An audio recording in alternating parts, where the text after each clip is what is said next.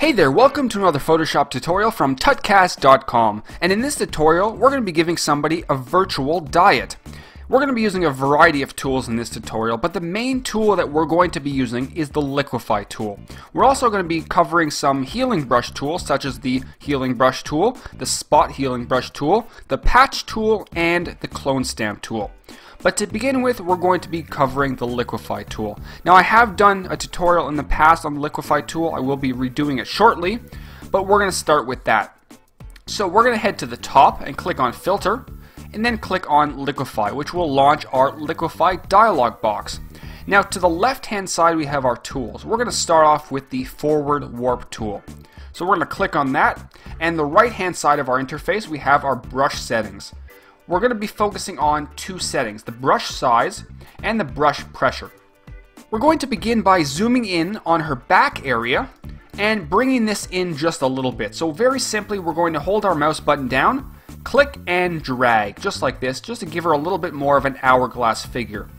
Now, I mentioned the brush pressure option. Basically, the higher the brush pressure, the more of a sharp result you'll get. You'll notice if we turn it all the way down, it's a lot softer and it's a lot harder to move.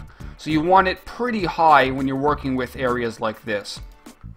And of course, the brush size is how big or how small the brush is and how much you're affecting. So we're going to go down her body and just pull in some areas that are probably sticking out too much. I'm going to define that area just a little bit. Pull that in, pull the calves in, the thighs, and basically just continue around her body until you're pretty happy with the base result. Now, we're not looking for the final result right now. We're just trying to get a base, something to start working with. Now, we're also going to shrink her ass, for the lack of a better word. And we're going to be using the pucker tool, which is this tool right over here. And very simply, with a nice big brush, just click a few times in that area here, which will shrink her ass down, just like that. And then once again, we can grab our Forward Warp tool and then move this in a little bit, just like that. And there we go. So we have a pretty good base to start working with. We're going to click OK. And if we take a look at what we had and what we have now, it's looking a little bit better. It's not perfect, but it's the start. So what we're going to do, we're going to zoom in on the back once again, and we're going to take care of this roll, which is really adding some bulk to her body. So we're going to go ahead and grab our patch tool.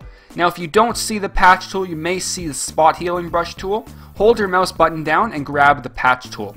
This is a super simple tool to use. All you have to do is make a selection around the area that you want to get rid of by clicking and dragging your mouse. You can also use the lasso tool or the pen tool with a selection method to make the selection as well. But I'm going to very simply drag around like this, and you'll notice we have our selection. What you have to do now is move your mouse inside the selection, click and then drag to a smooth area that you want to replace it with, and then let go.